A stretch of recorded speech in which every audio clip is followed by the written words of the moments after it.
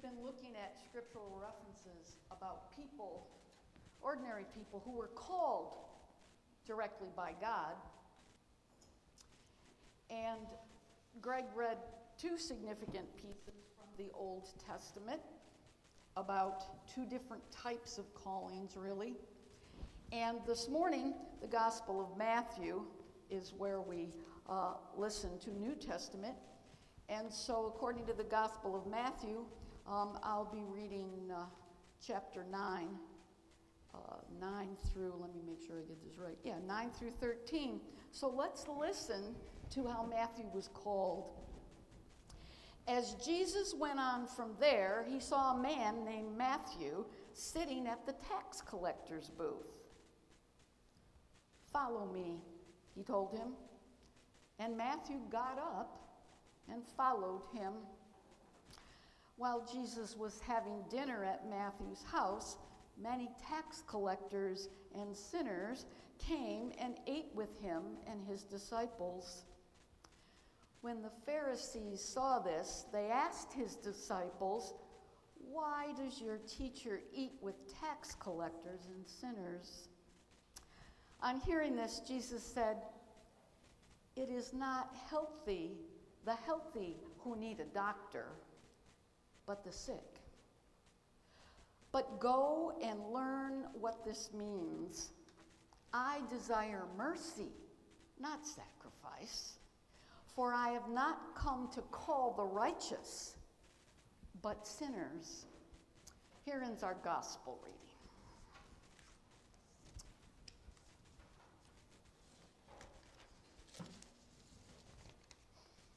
If you would look at your bulletin cover this morning,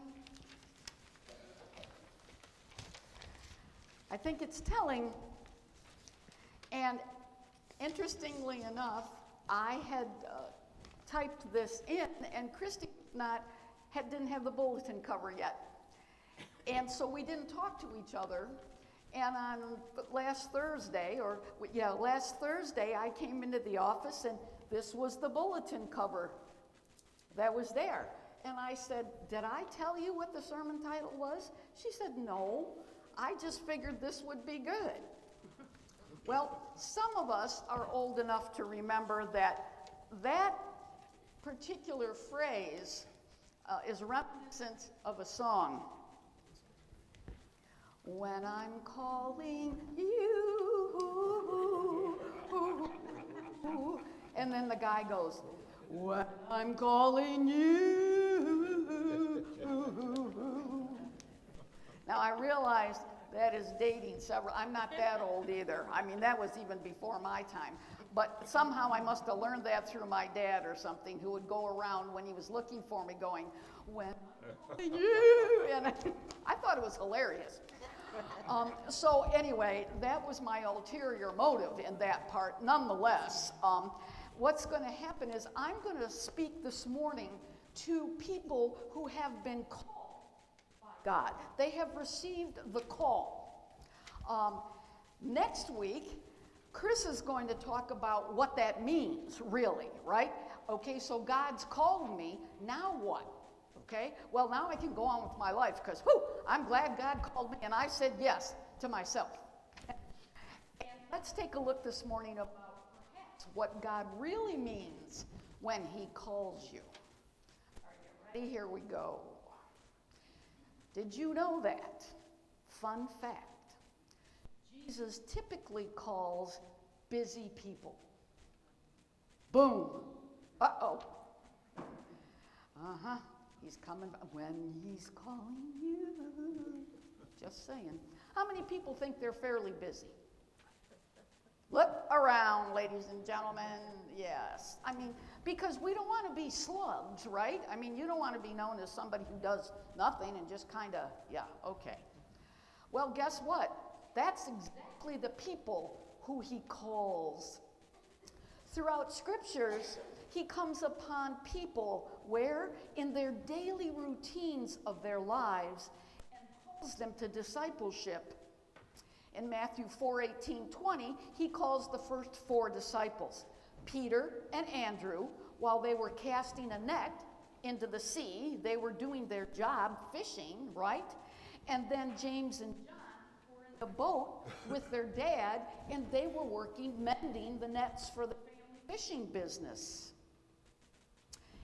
This morning in Matthew 9:13, Jesus takes the initiative once again and calls Matthew, a tax collector, working in a toll booth to collect taxes, and he asks him to follow him.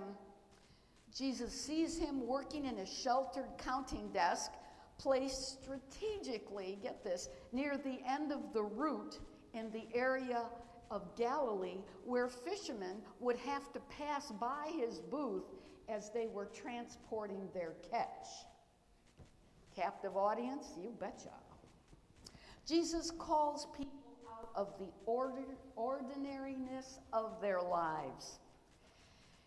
It is not that they don't have anything else to do. It's not that they don't have anything more important to do or hear than to heed the Savior's command.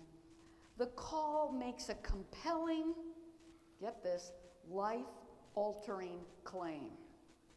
One more time with feeling.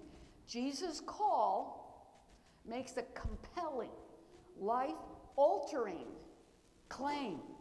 It says, in effect, since there is nothing more important for you to do, ordinary people, drop what you're doing and follow me.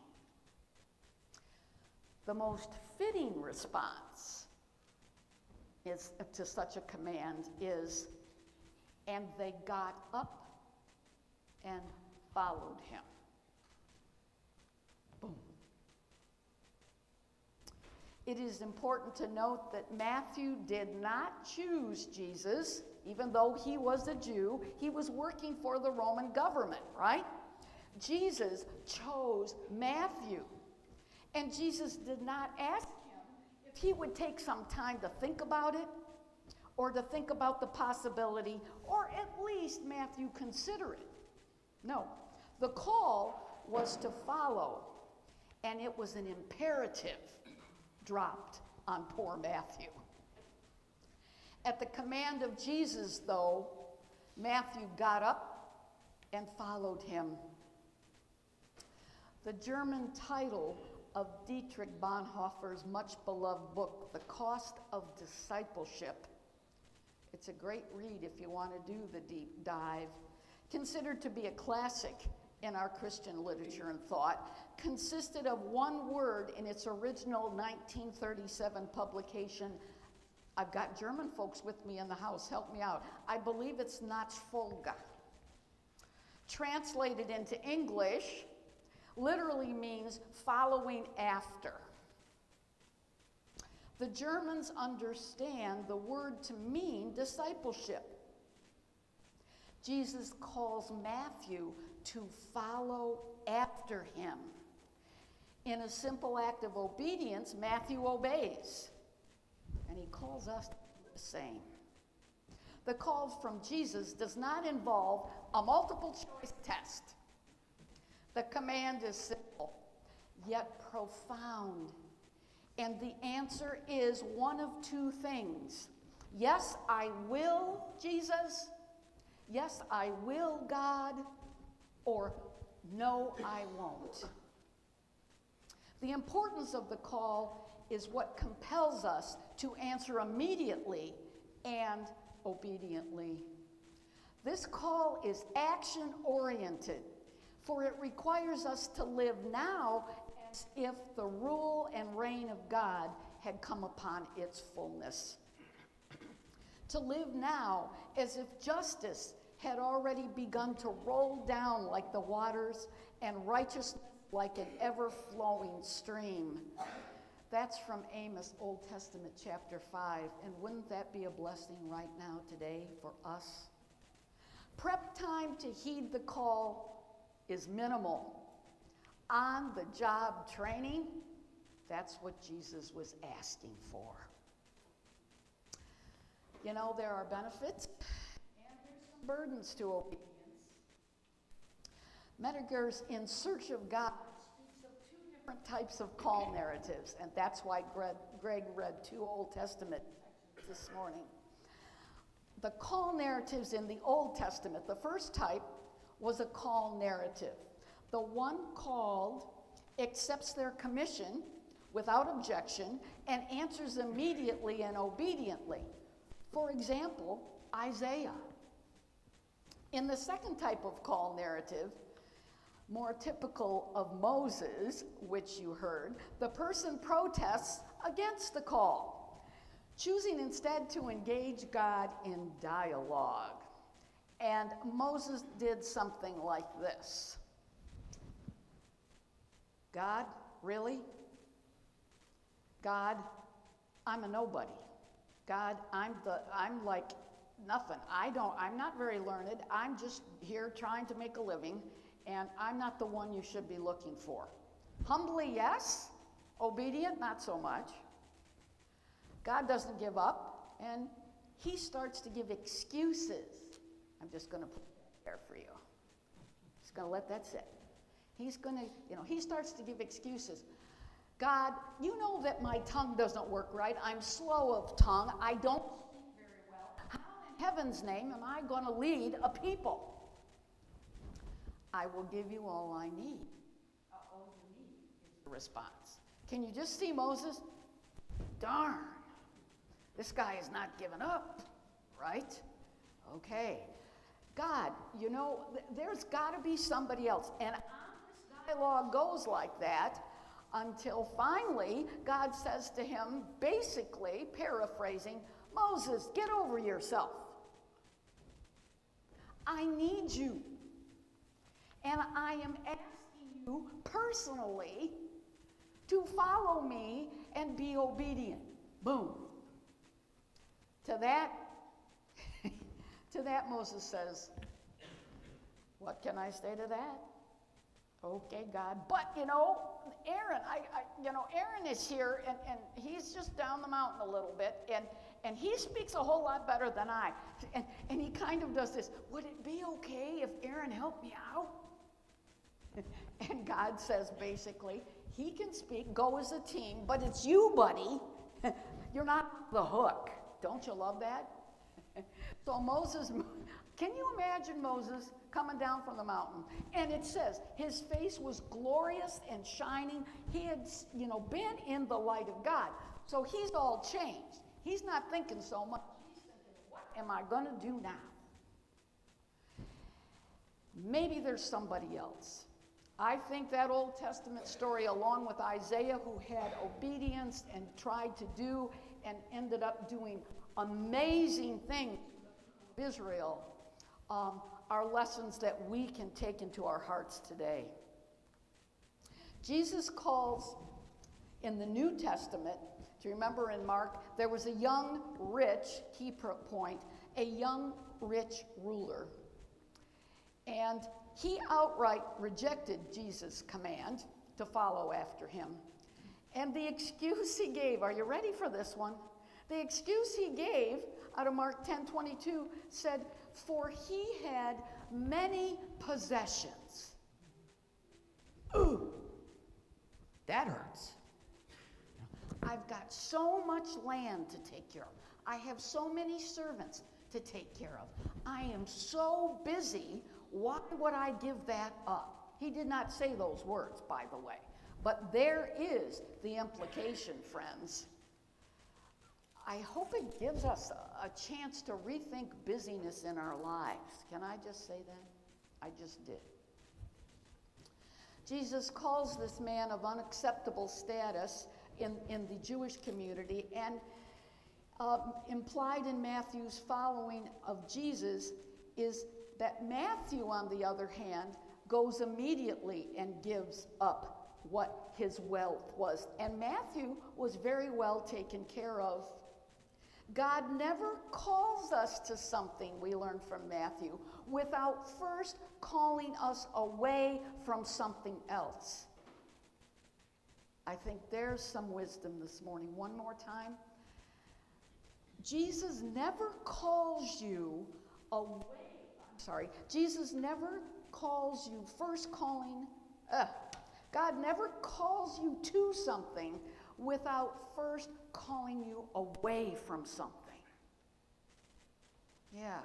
So maybe on your heart you've had some inklings of, you know, I think I could do something a little different. Maybe there's some help or something that I've been wanting to do that I know God will be pleased with. And, you know, maybe it's to volunteer for the Humane Society, or maybe it's to go to a Bible study, or maybe it's to go into the wilderness, so to speak, of this beautiful state and sit and get serene, so that you have no agenda but to listen for what God might be calling you to do. And if you discern that is a call, here's what we forget a lot of times. And you say, yes, God, I thank you for making that clear. I will do this. Guess what? You're going to have to not do something else. At least that's the hope. Unless you are a multitasker. Let's go there in this world today. How many people have been told by somebody else or by yourself say, it's an attribute? I've done this. I am a multitasker. Who else is a multitasker? Sandy, yeah. Put him up, Jan. Yep. Leave him up. I want that to sink in. Yeah. Okay, so yes, it's a good thing. Yeah. And doesn't culture tell us, man, that's a good thing? Does the business world tell us? They don't tell us. They expect us, right, to be a multitasker. Because if you are like focused, singular focus from one thing and then to the next, and then to the next, that is not good enough today. Particularly if you're doing a Zoom call in one hand, your computer in front of you, you're going through emails, and you're also talking on the phone. I'm just saying. And I hate to break it to all my friends who are probably in my same age bracket or it gets harder when you get older. Jackson, I'm saying to you, you never enjoy yourself now, son, because when you go up the age scale, you're going to go, how did I ever do all of this? It's coming, son. You get the point. And that should let you know this morning that God is ruler of all, and that funnel goes from all of the earth, from all of the world, from all of the people that He created, both believers and non, and then to believers, and then to our state, and then to our community, and then to our church, and what's left? Us. Don't think that God doesn't have a call for your heart. I don't care if you're 102, 62, 22. There it is. And only by slowing down just a bit. God's not saying, go be a monk, unless He is. Right? He's not saying, go put yourself cloistered away. He is saying, you have to be quiet enough. Get this is the last lesson. You have to get yourself quiet enough. And that's different for everybody. Get quiet enough and don't talk. Just listen. Listen to the quiet. Listen to the peace. And know that He is your personal and omnipotent and omniscient God. And if you can truly get your heart and your mind connected to God, a lot of that busyness will fall away. And you know what? You will be peaceful, and you will accomplish more for Him than any of our brains can think. In more accomplishment than any of your physical body can do. And you will sense the peace all your understanding. Think on him. Be obedient to his call. In the name of Jesus Christ. Amen. Margie, we decided to sing When I'm Calling You. Kidding. I'll go back to the echo. This time we will receive our offering.